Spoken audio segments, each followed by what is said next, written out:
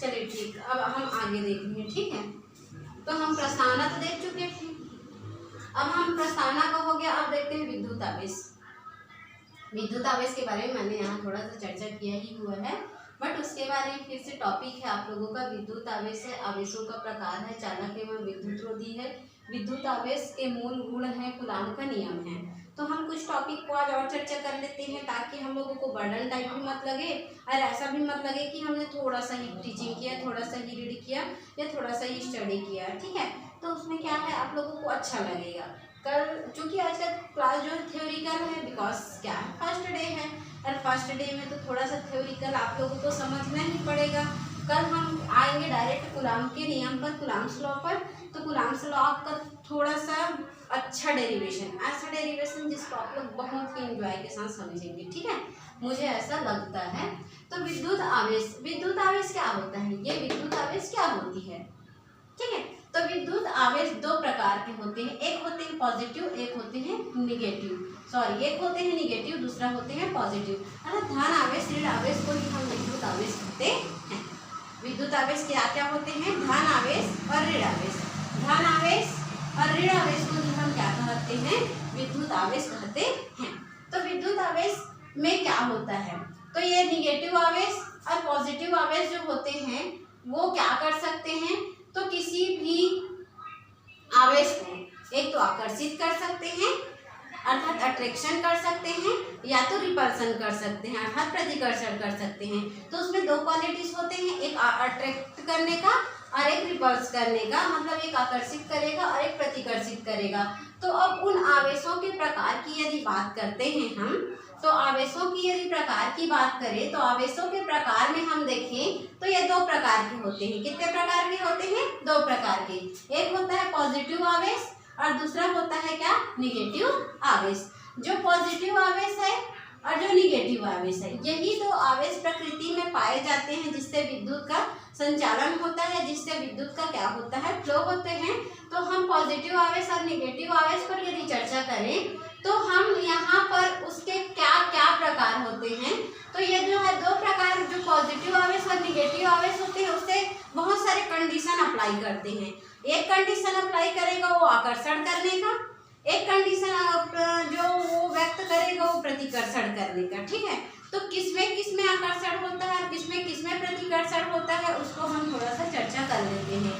तो चूंकि जब कोई भी वस्तु जो है धन आवेश और धन आवेश है अर्थात पॉजिटिव और पॉजिटिव है, तो उस कंडीशन में वो पदार्थ जो है प्रतिकर्षित होगा।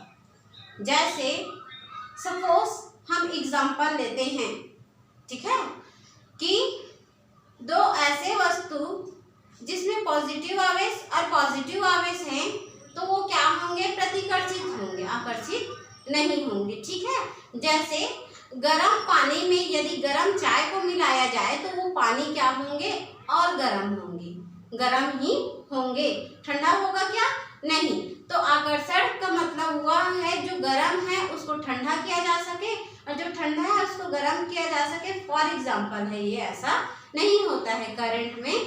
तो हम लोगों का जो है पॉजिटिव और पॉजिटिव आवेश जो होते हैं, यदि आपस में मिलते हैं तो वहाँ प्रतिकर्षण होता है, आकर्षण नहीं होते। जैसे हम लोगों का जो कपड़ा है, ठीक है, कपड़ा यदि सूती का है, रेशम की कपड़ा है जो हम पहने हुए हैं वो, तो उस कंडीशन में रेशम की धागे का कपड़ा है, तो चूंकि ये रेशम का धागा क्या होता है, पॉजिटिव होता है।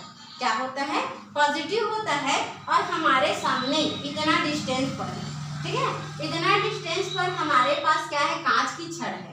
क्या है, कांच की छड़। तो उस रेशम के धागे और कांच की छड़ को यदि आपस में ऐसे सटाना चाह रहे हैं, ठीक है, तो उसमें कोई भी प्रकार का आकर्षण नहीं होगा, वो तुरंत उसको क्या करेगा, दूर हटाएगा, अपने से प्रतिकर्षित करेगा। तो ये होता है पॉजिटिव और पॉजिटिव आवेश के कारण। जैसे फॉर एग्जांपल रेशम के धागे को यदि कांच की छड़ के पास ले जाते हैं तो वहां पर हम लोगों को आकर्षण ना होकर क्या होगा, प्रतिकर्षण होगा। उसी प्रकार दूसरा कंडीशन की बात करें यदि, तो दूसरा होता है निगेटिव और निगेटिव आवेश। ठीक है, तो पहला हमने देखा पॉजिटिव और पॉजिटिव आवेश, दूसरा हम देख रहे हैं क्या, निगेटिव और निगेटिव आवेश। तो निगेटिव और निगेटिव आवेश भी क्या होंगे, चूंकि ऋण आवेश है तो क्या होंगे, प्रतिकर्षित होंगे, आकर्षित नहीं होगा, उसमें कोई भी प्रकार का अट्रैक्शन नहीं होगा, सिर्फ रिपल्सन होगा। तो यहाँ पर फॉर एग्जाम्पल के लिए हम निगेटिव और निगेटिव आवेश के लिए यदि देखें तो वहाँ पर यदि हम क्या करते हैं, यदि इसी एग्जाम्पल को जो हमने यहाँ पर लिया है उसको यदि ले लें तो उस कंडीशन पर भी ये जो है यदि इसको निगेटिव और निगेटिव टर्म पे देखें तो प्रतिकर्षित होगा, बट इसको हम इसके यूजुअली लेने की आवश्यकता नहीं है कोई भी एग्जाम्पल के थ्रू। कभी भी धन आवेश प्रतिकर्षित होते हैं, उसी प्रकार ऋण आवेश भी क्या होते हैं, प्रतिकर्षित होते हैं। दूसरा यदि देखें तो धन आवेश और ऋण आवेश आपस में क्या होंगे, आकर्षित होंगे, अट्रैक्ट होंगे। जैसे मान के चलो कोई भी धनात्मक चीज ऋणात्मक चीज के संपर्क में आती है तो वो क्या हो जाते हैं, उसके ओर आकर्षित हो जाते हैं। फॉर एग्जाम्पल हम रेशम का धागा लेते हैं तो रेशम का धागा क्या है, एक प्रकार का धनात्मक आवेश वाला है, पॉजिटिव है, और उसी प्रकार एबोनाइट की जो छड़ है वो क्या है, ऋणात्मक है, तो वो क्या है, निगेटिव है। इन दोनों को आपस में लेते हैं तो ये क्या होते हैं, आकर्षित होते हैं, प्रतिकर्षित नहीं होते हैं। जैसे चुंबक और लोहा, ठीक है, लोहा हम लोगों का पॉजिटिव होते हैं और चुंबक हम लोगों का क्या होते हैं, निगेटिव होते हैं। फॉर एग्जाम्पल ऐसे मानते हैं क्योंकि चुंबक में दोनों क्वालिटी पाई जाती है, पॉजिटिव निगेटिव, बट एग्जाम्पल के लिए हम ऐसा मान रहे हैं कि सपोज लोहा क्या है, पॉजिटिव है और जो चुंबक है वो क्या है, निगेटिव है, और उन दोनों को आपस में एक दूसरे के नजदीक लाया जा रहा है तो वो कभी भी उसको रिपल्स नहीं करते हैं, उसको वो क्या करते हैं, अट्रैक्ट करते हैं। फॉर एग्जाम्पल ठंडी के समय में हम लोगों के जो बॉडी में पाए जाने वाले हेयर हैं, बाल हैं, वो बाल जो है पॉजिटिव होते हैं और जो कंघी होते हैं, कोम, ठीक है, वो क्या होते हैं, निगेटिव होते हैं। तो ठंडी के टाइम में आप ऐसे उसको नजदीक लाकर देखेंगे तो वो क्या कर देते हैं, तो ये जो हेयर होते हैं उसको अपने में चिपकाने की कोशिश करते हैं, वो उससे क्या हो जाते हैं, अट्रैक्ट हो जाते हैं। ये हम लोगों का पॉजिटिव और निगेटिव आवेश के लिए क्या है, फॉर एग्जाम्पल ले सकते हैं। उसी प्रकार यदि हम देखें चालक और विद्युत रोधी, तो चालक क्या होता है, विद्युत रोधी क्या होता है, ये सब हम लोगों को विद्युत के लिए जरूरी है। इसीलिए हम इसके बेसिक कॉन्सेप्ट को क्या करने की कोशिश कर रहे हैं, क्लियर करने की कोशिश कर रहे हैं, ताकि कल के डेट में हम लोगों को कोई भी प्रकार की डाउट या मिस्टेक्स ना हो, है ना। तो इसके लिए हम लोगों का चालक और विद्युत रोधी दो पदार्थ हैं, तो हम लोगों का चालक क्या होगा और विद्युत रोधी क्या होगा उसके बारे में हमें बेसिक पता होना चाहिए। तो चालक के बारे में यदि बात करें तो चालक कोई भी पदार्थ, ऐसे पदार्थ जो क्या करते हैं, इस धन आवेश और ऋण आवेश को अपने अंदर से होकर जाने देते हैं। किसी भी पदार्थ में जो भी विद्युत क्षेत्र है वो उस विद्युत को उसमें से पार होने देता है, ठीक है, उसमें से निकलने देता है, उसको हम क्या कहते हैं, चालक कहते हैं। उसको क्या कहते हैं, चालक कहते हैं। जो धन आवेश और ऋण आवेश को अपने से पार होने देती है उसको हम चालक कहते हैं। जो धन आवेश और ऋण आवेश को अपने से पार नहीं होने देती है उसको हम कुचालक कहते हैं, विद्युत रोधी कहते हैं, ठीक है। फॉर एग्जाम्पल वे पदार्थ जो अपने से विद्युत को पार होने दे रहे हैं, अर्थात धन आवेश और ऋण आवेश को पार होने दे रहे हैं, वो क्या क्या हो सकते हैं, सोना हो सकते हैं, बॉडी हो सकता है। हम लोगों के बॉडी में हम करंट को क्या कर लेते हैं, उसको छू ले तो वो हमसे पार हो जाती है, इसीलिए हम उसकी ओर क्या हो जाते हैं, अट्रैक्ट हो जाते हैं।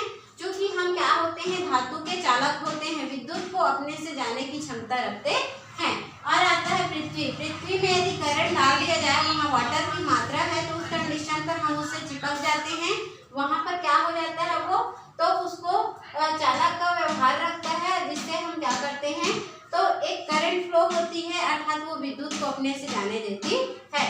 अब आते हैं विद्युत रोधी। विद्युत रोधी ऐसे पदार्थ जो अपने से जाने नहीं देता, जिससे हमें करंट का अनुभव नहीं होता। फॉर एग्जाम्पल कोई भी लकड़ी में हम वायरिंग का मतलब कोई भी तार को लगाते हैं, क्यों लगाते हैं, क्योंकि वो कभी भी तार में से कोई भी तार में से निकलने वाली करंट को लकड़ी अपने अंदर फ्लो नहीं होने देती, उसको वो रोक देती है, जिससे हम लोगों को कोई प्रकार का खतरा या नुकसान नहीं होती है।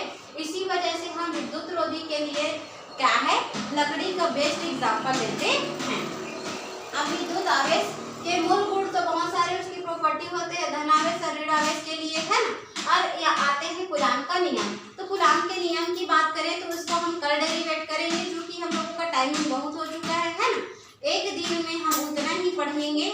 पढ़ो लेकिन अच्छा पढ़ो, थोड़ा रीड करो लेकिन गुड रहे, है ना। तो इस प्रकार हम क्या करते जाएंगे, रीड करते जाएंगे, अच्छे से समझते जाएंगे। इस प्रकार आज का क्लास यहीं पर ओवर करते हैं, ठीक है।